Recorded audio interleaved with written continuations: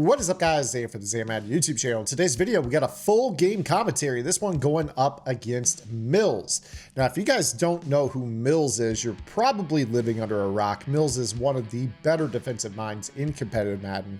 Very accomplished, very good competitive player. He's got accolades in so many different eras of Madden, MCS era, Virgin Gaming era. This guy has been a monster at this game for about as long as I can recall. Definitely known as one of the best blitzers in the community, a player that has always been somebody who is very well received as a defensive mastermind. There's not many defensive masterminds in the competitive Madden space. He is definitely on the short list of guys that you guys should be listening to as it pertains, how to get stops in this game. And we matched up with him in an All-Madden seasons. This is my Super Bowl, and definitely a great game here in front of us. So we'll start off. I'm going to be on offense. I'm wearing the Eagles unis. He is rocking his Kansas City Chiefs unis. And the first thing that really stands out to me is that Millz was actually playing out of the 3-4. He was live while I was live during this, so we were both streaming. Got a lot of respect for Millz as a player. It looked like his stream title at that point in time was that he was in a new defense on that day. So as you can see here, it's 3-4 odd, and I definitely know him as a heavy blitzer. He's always been a player that always tries to bring pressure. So we start off here, and I throw the ball quick out to the flat, and yeah, I get bailed by the Phenom. I always kind of feel bad when I load in against somebody else that's a comp player or a streamer. It's kind of the game that we play where you're going to go up as you play MUT seasons against mostly players who don't really run the comp style rule set. You know, the guys that play in the gulags, the guys that play in the Players Lounge tournaments. A lot of the starting X factors are banned in those tournaments. So, when I match up against a pro player or a comp player, I always feel bad because I do have the AKA X factors as somebody that streams daily on twitch.tv/ZanMadden. I'm going into these games playing against these things, so I equip them myself.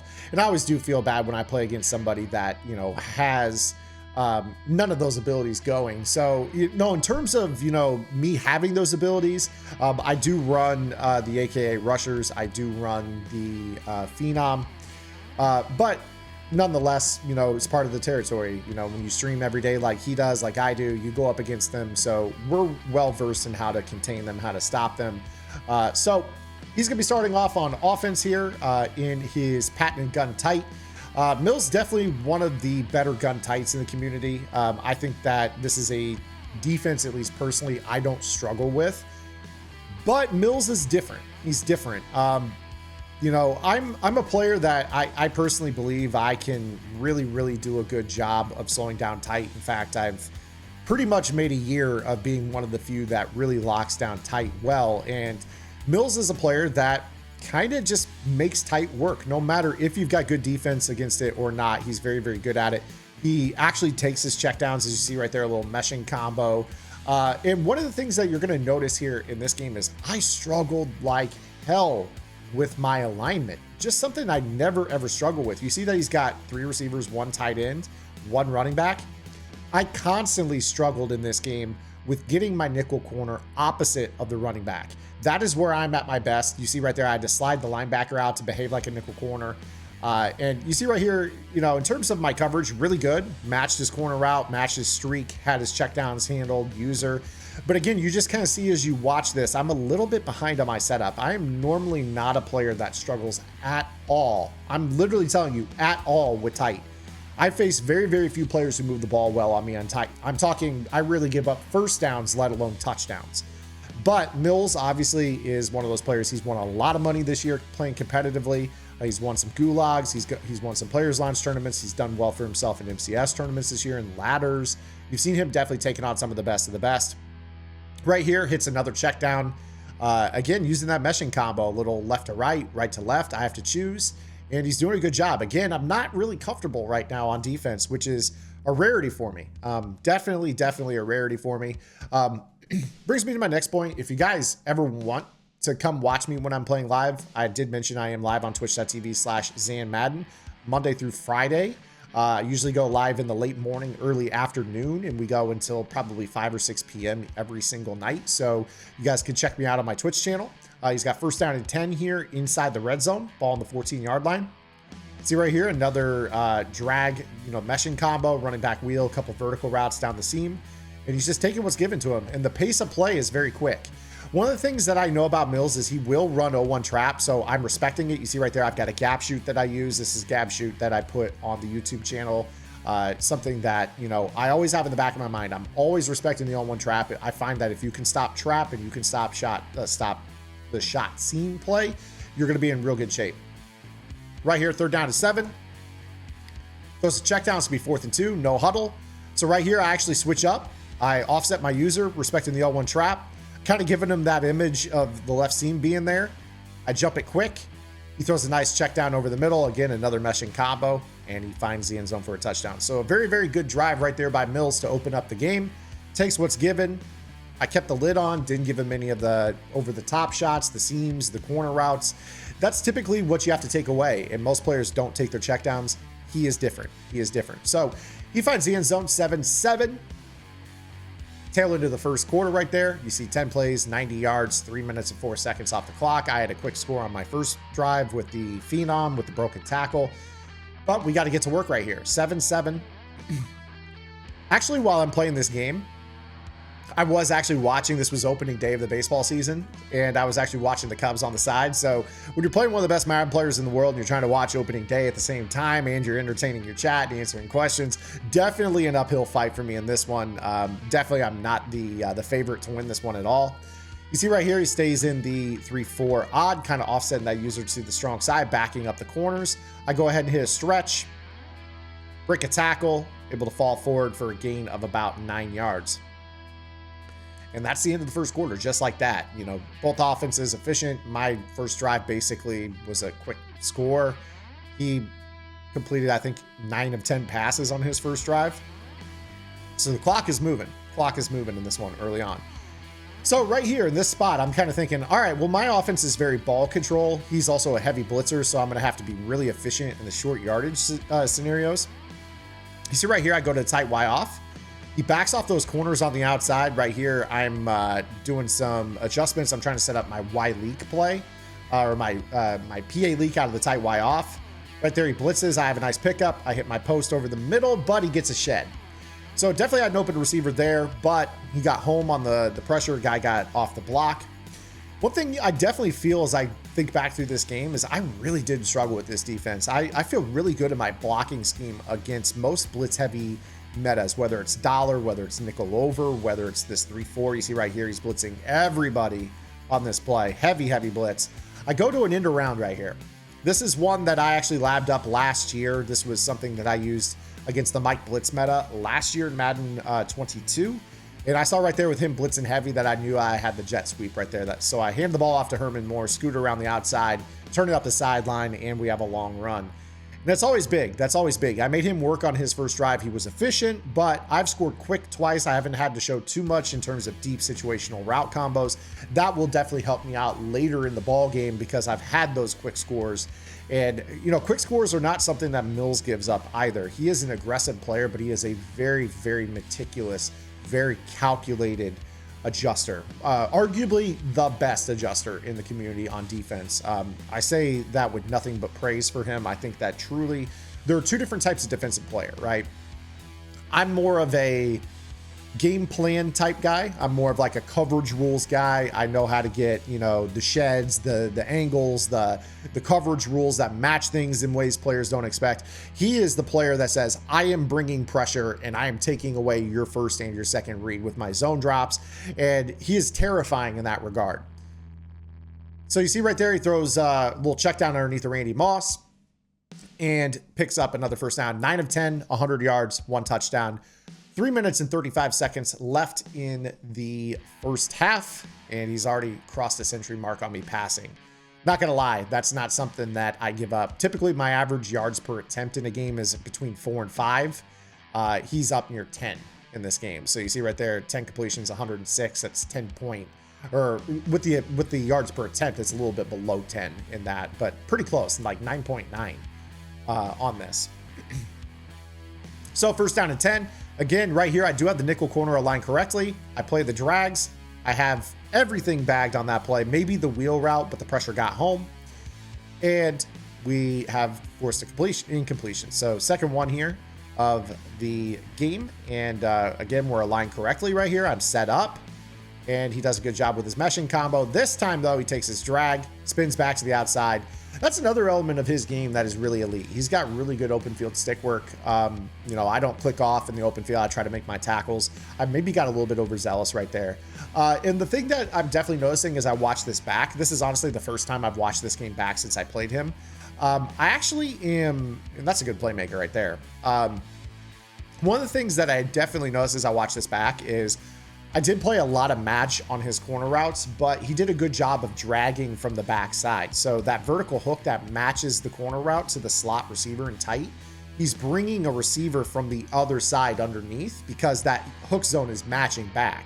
So if you guys go and you watch the video that I talk about how to stop corner routes, I'm doing that in this video, but he's taking check downs because I'm stopping those corner routes. And that's the difference between an elite player and a average player, is that most players are just not patient, and he is very patient. So you see right here, second down to 10, got him in the red zone. Another area of the game that I feel really strong in because I don't have to worry about the corner routes and things like that. But he hits me with a high ball streak right behind my vert hook. Right there, I shaded my coverage down. And the reason that I shaded down was because of the drags. So right there, you know, I tried to make an adjustment to the things that gave me trouble. He scored a touchdown, throwing mostly drags on his first drive. He threw a drag on the 4th down and goal in the red zone for a touchdown. I shaded down expecting drags. He hit me with a quick streak down the middle. Really, really good recognition by him, and he's on the board to tie the game.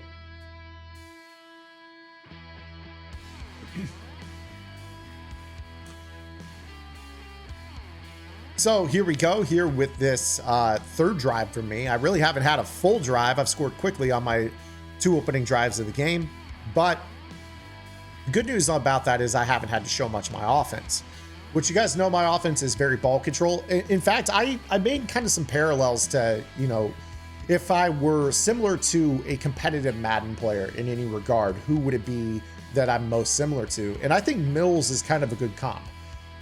He's kind of I would say, I don't want to sound disrespectful when I say this, because his offense is very good. He's the type of player that is going to ball control you. Sometimes it's ugly, but it's always effective, right? And that's kind of what my offense is. It's not always the prettiest thing. It's not the laser show, you know, throwing up 350 yards a game. I'll go and I'll rush for 120 and I'll throw for 120 if I have to win a game. And he's the same type of player. He's going to take what you give him at all times. He freestyles well, and he's just absolutely clamps on defense. And I feel like I'm the same way in terms of the way that I play in this game. Right there on 1st down, I didn't set up a good protection. I thought that maybe, just maybe, he would try to play some coverage there in that spot. Foolish. He's a very aggressive player, so you always have to have your protections ready to go. See right here, this 3-4 odd, he's really kind of standing behind that nose tackle. He's bringing basically the 3 front linemen and then the 3 linebackers around him and trying to occupy the middle of the line to guarantee pressure. So you see right here, I'm freestyled. I'm doing a side protection, kind of IDing. I put the mic over there. Running back picks it up. I hit my corner route, little double corner route combo. Herman Moore, little stiff arm. And we're able to get a pretty sizable gain right there. You see right there, my second completion in 4 attempts, about 105 passing yards myself. I had that long run on the jet sweep. Right here, we're right back to the tight Y off, which is an offense I'm really, really comfortable with. I like going from the X nasty into the tight Y off. Again, if you guys want the offense, it is on gridiron. Good protection right here, better coverage. I do throw this over the top to Jerry Rice, and he gets a knockout. Did have a step right there, just didn't get the completion right there. Deep route KO, was able to get the stop. So we're back to work, 2nd down and 10, 48 seconds left in the first half. Do have the Phenom glowing right here. And I can't lie to you, I was really expecting to have to rely on a very West Coasty short passing attack. Right there, I go quick to the flat. And right here in this spot, 3rd down and 4, I'm actually content letting the clock run. And let me explain why. Millz is a very elite defensive player. If I thought I had an easy 1st down on hand, I would have burned a timeout in that spot. But because he's so elite, I actually wanted to hedge my bet and let the clock tick a little bit. I'm on the cusp of field goal range. A touchdown is not something that's guaranteed right here. I just need a few yards to be able to pick up a field goal. So right here, I go to a quick play, and I go down the seam. Right there, I saw that his coverage busted. I throw the ball right down the middle, quick inside pass lead, and I rack it to the crib for a touchdown. And I check the cup score right after that. And we're up 21-14. Again, his ball coming out at half, so I've got to make sure that I keep the lid on. You see right there, my ratios are not something that is standard for me. 70% passing over 10 snaps right there. And, you know, for me, I'm usually at my best when I would say I'm about 55-45 in favor of the run game. And he's got me at a 70-30 split right there. Part of it is that 3-4 is so aggressive. He's got, you know, 7 players that are basically, I have this fly flying around me right now. I'm ready to go back to winter already, these bugs. But he's got me at a 70% throwing rate right now, which is not something that I feel like if I usually get north of 60% passing, it ends up being rough. See right there, tries to step up in the pocket. We get pressure, and it's going to be timeout right here. But we're headed towards half with me being up 7. If I could just get one more stop, I go ahead and call quarters 3 deep here. I make sure that I'm kind of in a spot where I don't think he's going to run the 0-1 trap. Now I've got the 3 deep, man under basically here. Everybody's in man-to-man on their player across from them. You see right there, he tries to go to that deep corner play. We have pretty good defense on that, and we're out of bounds. So there's halftime. Really no stops at all for either player in the first half. Basically 5 possessions, 5 touchdowns. I'm not counting what I just got there as a stop because the clock dictated what he had to do. And I've got work to do right here because I haven't sniffed a stop yet. But the good news is neither has he. I'm playing all right. I'm scoring quick. Big plays are really killing him in this game. And, you know, I just need one stop. That's kind of what I'm thinking right here. Find a stop and you can win this ball game. Again, this is my Super Bowl, so I'm trying to take home those trophy packs, trying to stockpile as many coins and all the training. I hope you guys were able to take advantage of the training with the egg rolls on Thursday. But, you know, I'm trying to add more currency to my account and see if I can have those golden tickets. A little pressure right here. We start off the second half. The milkman getting home. Again, I told my chat to let him know that I feel bad that I had the AKA X Factors. I told my chat to ask him, you know, if anybody was watching in both chats, if he wanted me to take the AKAs off the field, I was more than willing to do so. Not something that I would extend as an offer to players that, you know, weren't comp players. But, you know, he's playing in these tournaments every night. He's probably not going back and forth playing a lot with the AKAs. So I offered to take him off the field. I did the same in a game against K-Mac a few weeks ago. You know, at the end of the day, I think great level of respect. And some of these higher level guys that I played, you know, I always let them know straight up, hey, I'll take these guys off the field if you want me to. They're always like, nah, it's cool, bro. Like, you know, so definitely respect. You know, chats were really, really cool in this game too. Nobody was, you know, having any animosity towards the other side. Just a respectful game of Madden, which is what I love. You know, it's not often I play these super, super elite players. We're all live at the same time, but it just feels like we don't always match up. But when you get a matchup like this, it's always great to be able to lock in and play against somebody. So second out and 8 here for Millz. Again, you notice here struggling with my alignment. We were able to kind of bait the drag a little bit and peel back. I'm trying to clamp down on that underneath approach that he's had so much in this game so far. And, you know, at least right now, I feel like I'm starting to get a little bit of a read on him. Right here, Texas route, tries to throw it over the middle. Probably fortunate that I didn't get an interception right there. But a big 4th down and 15, huge 4th down and 15 right here. And I'm feeling like, dang, I can win this game right here. This is where I can win the ball game. He's definitely on the South 34. I'm in field goal range. I've got a ball control offense where I could probably take this to the 4th quarter with the 2-possession lead. Snaps the ball. Playmakers is Texas. I was all over it, but I didn't get the animation. And he was able to pick up first down. 17 of 21 for 220. Good playmaker by him right there. I was on the seam route. I definitely saw the Texas route being playmaker behind it. I just was maybe a half step late. Maybe a little bit unlucky too, but hard to say that you're unlucky when you're playing against somebody that, you know, basically has,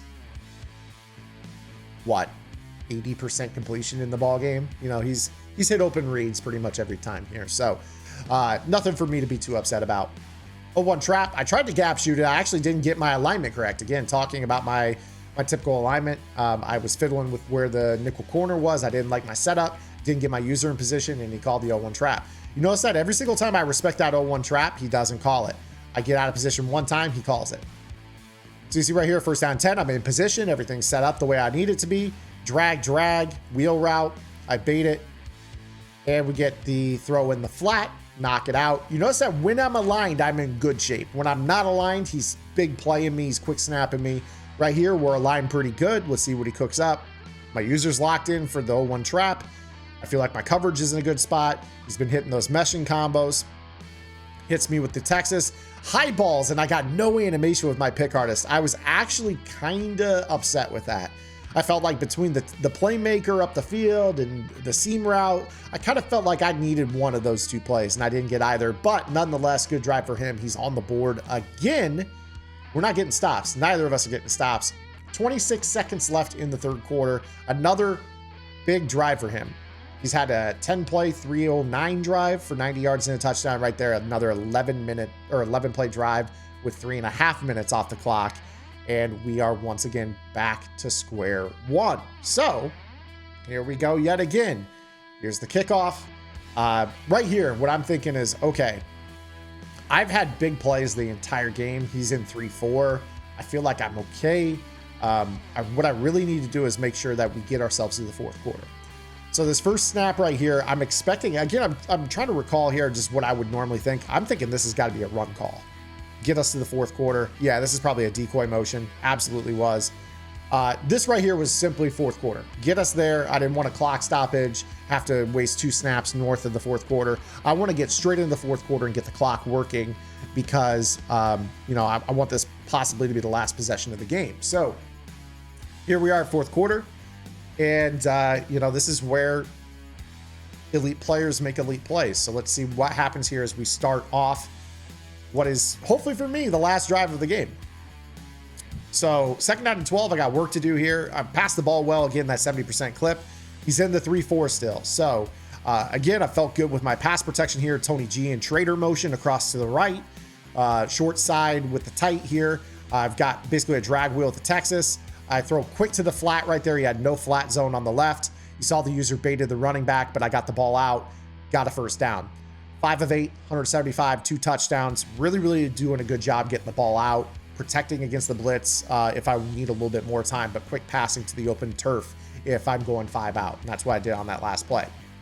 Right here, I set my protection. I've got basically a slide protection set, so the running back is picking up the overhang rusher off the right side. Right here, quick flat to the right. I see the man coverage on Jerry Rice. We throw it out into the flat. Jerry Rice is able to pick up a nice chunk of yardage after the catch and another first down. And again, you see right here, I'm just basically 1 first down away from field goal range. He's still in that 3-4, and I'm feeling good against it.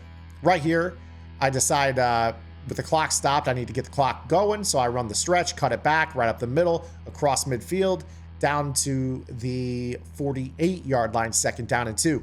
And what's really cool about this is that this gives me at least a minute to burn off the clock if I want to run the ball twice for a first down right here, which is so huge when you can take that to the 2-minute warning potentially. So again, you see right here, he's in this 3-4. I'm kind of thinking to myself, go with the smart route and corner route here, a quick flat. Right here, I motion the corner route out. I'm looking for the throw over the middle. I highball the slant, and we're able to beat him and get tackled inbounds. That was a good lurk, just a little bit low on that. I was fortunately able to throw that ball over his user, and we have picked up first down into field goal range. Clock is ticking right here. So we have 2 minutes and 50 seconds. I go with the toss, try to cut it back. Nothing doing right there. Toss is something I wanted to see on the fly if it worked against 3-4. I haven't faced a lot of 3-4 odd. Last year it worked, so I went ahead and tried it there. Didn't end up working, but also it was kind of serving as a run 30 seconds off the clock type call for me right there. So went ahead and stuck with a run call. Right here, going with the drag wheel combo with the Texas behind it, a flat and a blocking tight end. I'm looking quick to the flat on the left, and he takes the Texas route, so I throw the drag wheel, a little wiggle back to the inside. I pick up a block from the Texas route, and I bounce it back to the outside, walk in for a touchdown. So right there, 4 drives, 4 touchdowns. We're looking really good, but I got 2 minutes and 17 seconds left. I've got to get a stop right here if I'm going to win this game. So, extra point up and good, 7 plays, 80 yards, 206. Really, really good offense. I mean, as I watch this back, I'm like, damn, I'm normally not a good passer. I know my route combos. I know how to beat, zones. against elite adjusters, I'm typically, sometimes a little bit blinders for things. And I feel like I've done a really good job here. But you also have to remember that Millz is playing in 3-4. He's kind of known as the 6-1 guru. So me catching him on a day where he's running his secondary defense was probably beneficial for me. I can't lie to you. So here we go. Nickel corner on the wrong side. So you see right here, I'm all kinds of screwed up. Play action seam play. He's going to go to the corner route. Throws it up. Perfect throw. Perfect throw. I was just a step slow on that. That was my user responsibility. I kind of got out of where I needed to be on that. Again, the nickel corner. When I had that, set up wrong, I had to be on that nickel corner to stop the 0-1 trap, but also I had to be responsible for the corner, so I got stuck in between. That's the problem, right? So again, when my alignment is good, I'm good. When my alignment is bad, I'm real bad. So, and he's done a good job of kind of screwing up my alignment. Again, nickel corner, the running back side, I want it opposite of the running back. And I just was in a spot where when autoflip was on, I was guessing. You see right here, I kind of overshift everything. He plays the corner route, and Tony G just fried me. Just absolutely fried me. Again, because my nickel corner was aligned incorrectly, I tried to get everybody shifted. And honestly, I wasn't even in the right coverage call right there. I should have been in some sort of short side matching combo rather than a zone drop with a vert hook matching. Those short side corners are kind of the name of the game. And again, when I'm aligned correctly, I'm fine. When I'm not, I'm just thinking a step slow. And that's the issue, right? The game speeds up a little bit when you play against these higher level players that can exploit any alignment. And he's seen those, and he's gotten the ball snapped, and he's gotten the ball directly to the players the entire game that he's needed to. But that's okay. We've got one drive for the game right here. I just need basically 30 or so yards. I mean, at this point, every kicker can make a 63-yard kick. So I'm just kind of thinking, okay, just need a couple first downs and we win this game. So here we are. And you'll note here that there's a long pause after I call my play. And here we are. Money time. Millz is in the 6-1. 4-3 even 6-1. This is his bread and butter. This is what I expected from the jump. And we want to see whether or not I've got the ability to beat it. I do have Omaha active in this at this point because I moved the ball so effectively. So right here, I just try to get the clock started. I do a little cutback on the stretch. You see, he's done a good job. He's kept the Phenom at bay. 6 carries, 22 yards. So less than 4 a carry. What a shocker. The glowing running backs aren't unstoppable. Here we go. Second out of 4, minute 29. Again, kind of thinking the same thing that I was at the end of the first half. Hedge your bet. You don't want to call your timeouts and get overzealous. He's an elite player. You don't want to get stopped with a minute left in the game. You really want this to be the last drive. Right here, I got the Omaha active. I got lucky. I threw a blind read right there. I kind of thought he was going to hang on to that Texas route a little bit longer, and he went back right underneath that post. Bad spacing too. Just want to be totally honest. Bad spacing. So, and I got to be truthful. I feel like I'm a worse player when I have Omaha because I don't know why. I just feel like when I'm a field player, I'm in a better spot. Third down and 4. Need a big conversion right here. Motioned this to kind of a tight formation here, tight into the left, 2x2 compression. You see that this is a blitz. I'm doing a 90 the mic on the right, a little slide protection action. Running back picks up, and there's the coverage sack. So 4th down and 13, and I'm immediately thinking, I'm like, damn, like this is a tough spot to be in. I haven't stopped him a single time. I should punt, but I have all 3 timeouts, and I'm going to be in a spot where if I take a sack, it's probably going to be inside my 10-yard line because I'm going to be dropping back here. I'm going to get the ball back. So I think, all right, this is house money. Let's go for this. A lot of players would say punt, not in a scenario where you haven't stopped your opponent once. In this spot, it's kind of like, okay, well, short field, you're going to get the ball back. You should go for this 100 times out of 100. In real life, you're punting. In this situation, you're going for it every time. So here we go. 4th down and 13. I set up a little max pro. This is a double corner combo with the backside in route. I kind of figure he's probably got one zone on the right, and he dropped it. And I was able to hit the short corner route. And I used the deeper corner route to kind of stay over the top, maybe make it so that zone couldn't break as fast. I was able to get a falling animation. You see right there, 13 out of my 20 snaps here have been of the passing variety. So definitely skewed heavily towards the pass game. Right here, I go with the stretch call, try to cut it back. We fall forward. Again, in this spot, it's a bet hedge. You know, I'm a long ways from field goal range. Let's get the clock going. I'm probably going to need a big play. Those have been the ones that I've gotten in this game. See if we can find something. 39 seconds left in the game. I am fine with this. I know you're probably thinking this is terrible clock management. Again, this is his bread and butter. You notice that things have tightened up a lot here in this scenario. You know, the pressure is a little bit tougher to pick up right here. Got flat. I held on to the ball, and I took a sack right there. So 20, you know, we got ourselves into a scenario where we got 3rd down and 13, 24 seconds left.